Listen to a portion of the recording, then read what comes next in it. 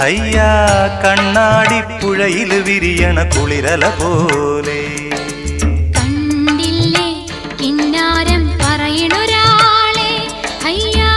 ഇല്ലിക്കാടടി മുടിയുലയണ കലപില പോലെ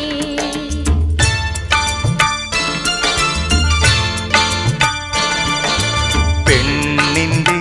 ചെഞ്ചുണ്ടിൽ പുഞ്ചിരി പൂത്തു അയ്യാ കണ്ണാടിപ്പുഴയിൽ വിരിയണ കുളിരല പോലെ